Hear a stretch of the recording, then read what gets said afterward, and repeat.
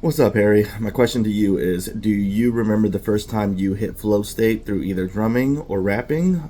Did you understand what it was at that time? Who were you with? And what do you remember feeling about it? Hell yeah.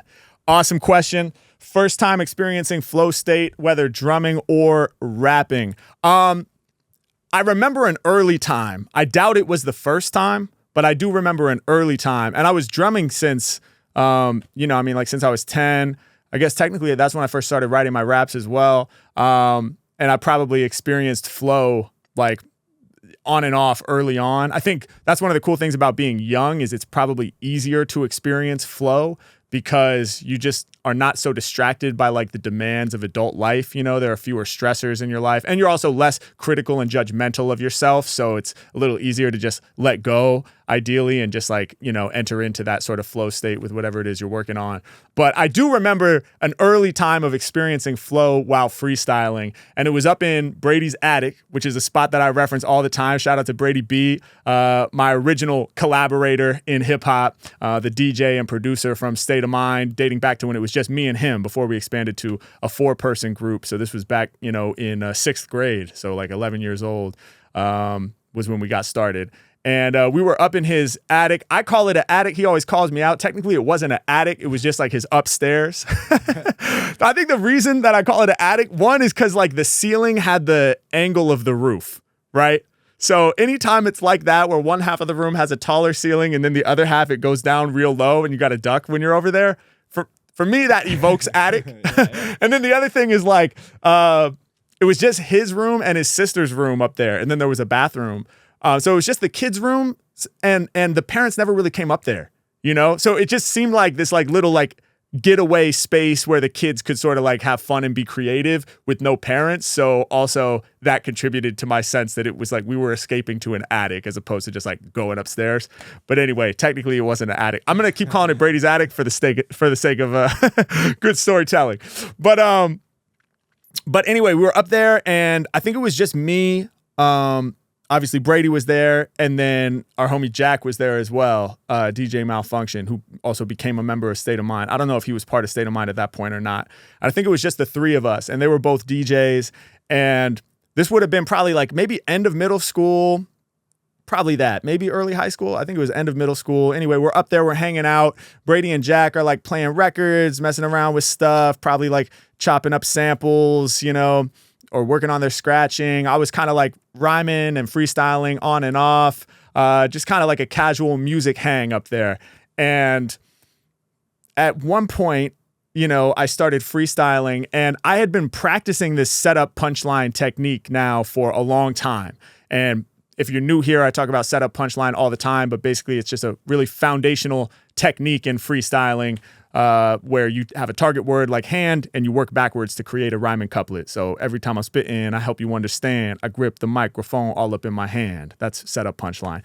And I had been practicing this for a while now. I had discovered MC Supernatural, one of the goats of freestyling and super foundational off-top freestyle improviser who's inspired me a lot. And he utilizes this setup punchline technique. So, checking him out, finding out about Juice, finding out about some other freestylers and realizing that they're often using this technique of setup punchline. I'm practicing it. I'm working on it. I'm trying to get it down. And I've been doing that for a while, over a year at this point, for sure, maybe a couple years. And so we're up there in Brady's attic and, Jack and Brady are playing beats. And I remember I just went into this freestyle where I was like, I'm going to do this setup punchline thing. And back then it wasn't so much with target words where people were like throwing me words and I was grabbing them and incorporating them like I do now. It was more just visual input. So it's like I would see the turntable and be like, yo, when I rhyme, my mind stays stable. Make your head spin, something like the turntable.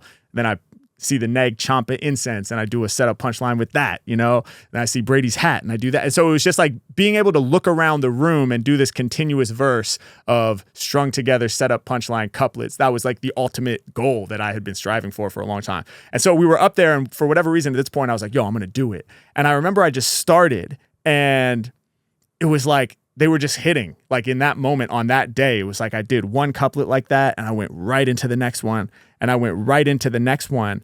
And after doing like 3 or 4 in a row, I remember like Jack and Brady kind of like looking at each other like, yo, what the fuck?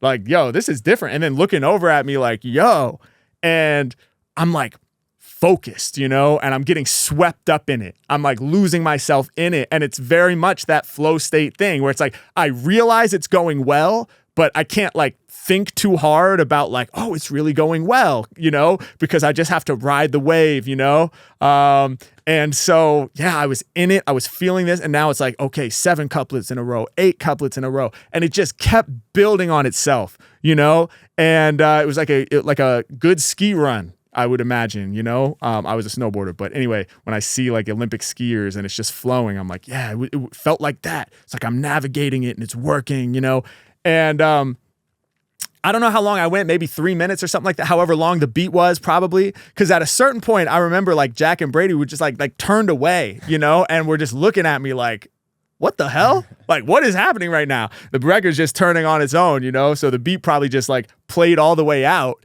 And and afterwards, it was like, we all looked at each other and we're like, yo, that was sick, Everyone daps up and stuff. And it was cool. It was one of the early memories I have of like really going into that space while freestyling. And it had a lot of the qualities that are typically present, to evoke flow. Like one of the things that you need is like a clearly defined goal. And I had that. It was like, yo, I'm just going to nail these setup punchline couplets. So because I had that clearly defined goal and because I had immediate feedback, right? Like real time feedback, either I'm doing it or I'm not. And it kept working. So I was doing it. So it starts building upon itself, and it was also that thing of like my skill set being perfectly matched to the challenge at hand because I'd been practicing it for so long. So I had those skills there, ready for me, just enough to meet that challenge. And so it was a really cool moment. And it was also cool because it was a big breakthrough moment for me. A lot of times as musicians, we'll be practicing these things